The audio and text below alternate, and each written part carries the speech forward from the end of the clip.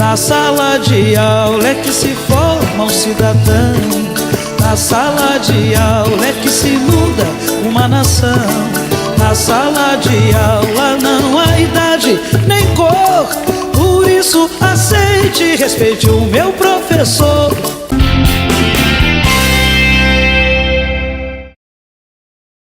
Olá! O programa TV Sintese está no ar e hoje nós vamos continuar o debate sobre a medida provisória do ensino médio, mas desta vez de um ponto de vista diferente.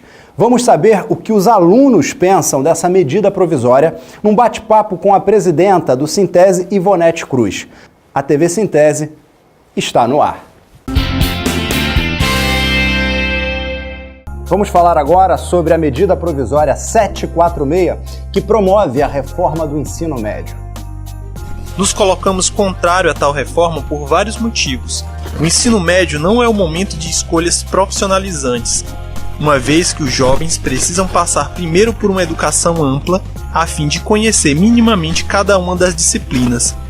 Se atualmente muitos são os jovens que concluem o ensino médio sem ainda ter certeza de qual carreira seguir, como lançar sobre suas costas uma decisão tão prematura? Antes de formar profissionais, é necessário formar um ser humano. Daí a importância de um amplo acesso a todas as ciências humanas. Flexibilizar, sobretudo em um governo que corta recursos para a educação, é o mesmo que excluir. Basta olhar para o passado e vermos que as disciplinas que eram optativas nas escolas não eram efetivamente oferecidas. As mudanças propostas não atacam os problemas existentes, antes maximizarão estes, sobretudo nas escolas das periferias e do interior. Ampliar a carga horária de aula sem pensar na ampliação das estruturas físicas, na formação de professores e na alimentação é um grande erro. O maior problema da educação brasileira não é o currículo, como querem levar a crer, como se alterando o currículo resolvessem nossos problemas. Hoje nós vamos debater a reforma do ensino médio de um ponto de vista de quem mais importa nesse processo, o aluno.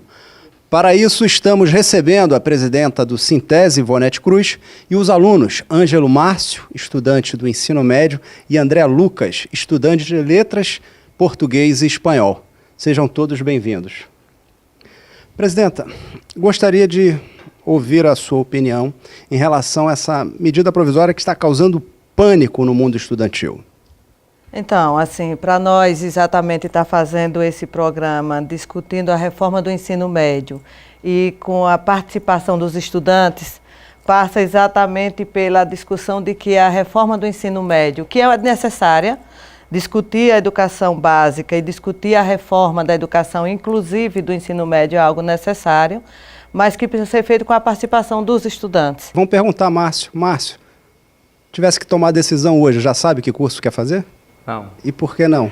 Porque eu estou numa fase do ensino médio que requer maturidade, tá entendendo? Para que a gente possa compreender o que é que a gente almeja para o nosso futuro. O que é que a gente pensa em exercer alguma profissão boa, tá entendendo? E que de fato venha se identificar comigo. Hoje, considerando a realidade da sua escola, tem condições dela oferecer um ensino integral? Quando você implementa um ensino em tempo integral, sem que haja condições para que isso aconteça, tá entendendo? Fora os impactos que vai gerar. Hoje o Colégio Estadual Professor João Costa tem cerca de 2.000 alunos. Tá entendendo? É uma medida de impacto que vai causar, porque cerca de 1.000 estudantes acaba saindo de dentro da unidade, acaba saindo da unidade de ensino, tá entendendo? E na maioria das vezes estudando em lugares que nem é perto da sua casa, tá entendendo? O que vai causar um transtorno, porque muitos não têm condição financeira de pagar uma passagem, e os problemas que isso vai gerar tanto para o estudante, para a comunidade, tá entendendo? E a garantia que a gente não temos de que, de fato, venha resolver e melhorar o ensino público do nosso estado. André, que está fazendo o curso de letras com português e espanhol, como é que você vê o seu futuro diante dessa mudança drástica? Primeiro que não tem um futuro, né? Começa já do seguinte, é um retrocesso imenso. Nós começamos a voltar fortemente para o passado, lá para 64. E é bom lembrar que a medida provisória é um artefato que é criado na ditadura militar, né? Hoje a gente tem uma escola que não é atrativa, de fato. A gente acredita que precisa de uma reforma, sim, né? Precisa, mas não nesses moldes. A gente precisa de artes nas escolas para poder deixar o ambiente também mais atrativo, né? Não só a arte, a cultura em geral. Né? Matérias importantes como sociologia, filosofia, que ajuda a pensar também, a se discutir, né, os principais problemas. Crítica. E que lá em 64 também foram retiradas essas matérias, né? Porque elas, de uma certa forma, ofereciam um risco porque fazia os estudantes pensarem, né? São disciplinas que levam à reflexão, né? No meu caso, estudante do curso de Letras Português e Espanhol, e aí é tirada a obrigatoriedade de ter a língua espanhola, né? É obrigatório só a língua inglesa, né? Aí se torna optativa, mas é uma camuflagem essa questão, essa palavra optativa. Na verdade, é uma tentativa de excluir. E hoje um dos grandes problemas também que a juventude está muito preocupada é a questão do projeto de lei da Lei da Mordaça, que é a Escola Sem Partido, né, que proíbe a discussão crítica dentro de sala de aula, né? São medidas que, de fato, tá gerando impacto nas escolas, na base, e quem vive a realidade de uma escola pública sabe que a educação pública ela não pode ser tratada como uma maquiagem, como tentar resolver de um jeito, mas sem participar o principal sujeito de direito, que é quem é o estudante. Tudo isso tem um propósito, né? O propósito é a mão de obra barata. Simplesmente isso. Eu acho que esse é o grande propósito de tudo isso, né? Você vai botar um ensino que tem uma visão que é só mercantil, né? E aí você acaba botando a mão de obra mais barata. Você não faz o estudante pensar, você vai fazer ele focar só na questão mercantil, do trabalho, do ganhar dinheiro, e não do emancipar, e não do pensar, e não do refletir. Além de prejudicar os estudantes, essa medida provisória ela é perversa nesses dois campos. Ela prejudica o estudante, porque ela tira do estudante o direito do saber amplo, para a partir daí ele ter uma base sólida e tomar a decisão do que é que ele pretende ser depois, e ele afeta profundamente os profissionais das áreas que estão deixando de ser obrigatórias. Márcio, gostaria de acrescentar mais alguma coisa? É uma medida, na verdade, que está sendo posta de forma totalmente autoritária, que eu posso dizer, porque a partir do momento que você não dialoga com os estudantes, com as comunidades escolares, quando você não dialoga com essa comunidade, você acaba impondo, tá entendendo, a ela alguma coisa. Isso é um grande debate que está acontecendo em todo o país. Tanto que, enquanto resistência de movimento, da estudantada mesmo de todo o país, que vem se expandindo, na verdade, pelo sul, pelo nordeste, as ocupações, que vem, de fato, mostrando e repudiando toda a forma de como é que está sendo trazida e conduzida toda essa MP. Inclusive, esses e outros assuntos serão debatidos numa conferência que o Sintese realizará no Yacht Clube de Aracaju de 16 a 18 de novembro. Vamos ver o que vai rolar no evento. Estão abertas as inscrições para a 13ª Conferência Estadual dos Trabalhadores em Educação, que acontece de 16 a 18 de novembro no Yacht Clube de Aracaju, com o tema Profissão Professor, desafios enfrentados pelo magistério público em um estado de exceção. A inscrição para afiliados é gratuita e pode ser feita na sede do Sintese, situada na Rua Campos, número 107, e nas subsedes, nas cidades de Estância, Glória, Lagarto, Neópolis, Itabaiana, Japaratuba, Propriá. Estudantes de licenciatura também podem participar. Mais informações no site do Sintese, www.sintese.org.br. Sintese, somos muitos, somos fortes.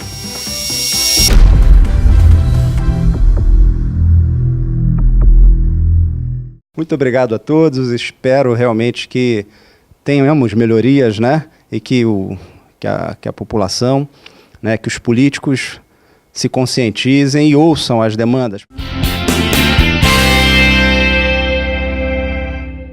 Bem, vamos continuar o nosso programa. Vamos para a Estância, onde a aluna Valdirene de Andrade Santos presta uma linda homenagem ao seu ex-professor, Silvio Freire.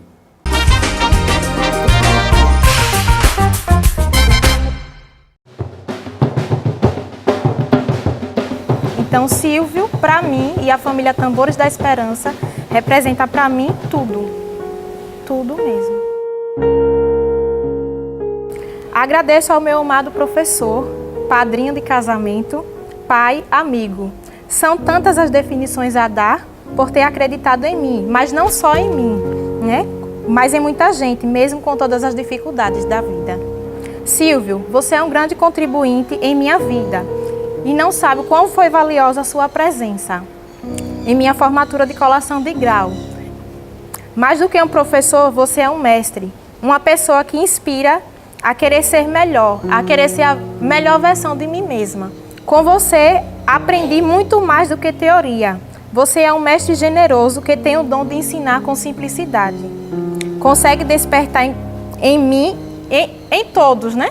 A curiosidade de querer mais e mais, de ir a fundo, querer saber tudo, tirar todas as dúvidas. Independente do tombo, se houver.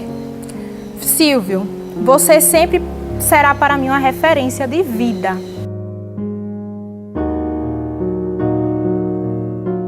Olha, Valdirene, ela representa uma geração de alunos da escola pública da periferia afrodescendente que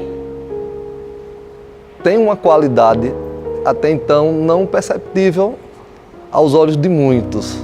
Filha de um comerciante que criou seus filhos vendendo bala aqui na porta da escola, né? Ela representa isso aí, tanto ela quanto os irmãos dela. Fui professor dos outros dois irmãos dela e, assim, com muito orgulho nós percebemos que é gratificante você enxergar e acompanhar meninos se transformando em homens e meninas se transformando em mulheres. E Valdirene significa isso, né?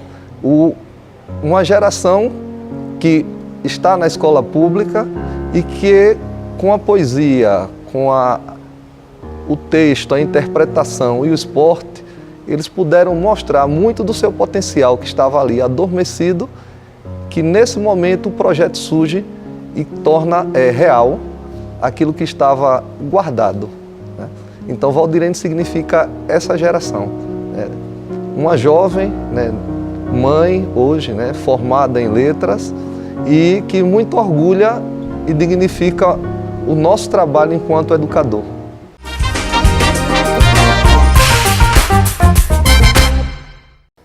Emocionante. Parabéns, professor Silvio Freitas. O senhor é um exemplo para todos nós. E olha, ele é professor de educação física, matéria que a medida provisória está querendo que saia do currículo depois da reforma do ensino médio. São esses professores, são esses heróis da resistência que nós rendemos sempre a nossa homenagem. Na sala de aula é que se forma um cidadão. Na sala de aula é que se muda uma nação. Na sala de aula não há idade nem cor. Por isso aceite e respeite o meu professor.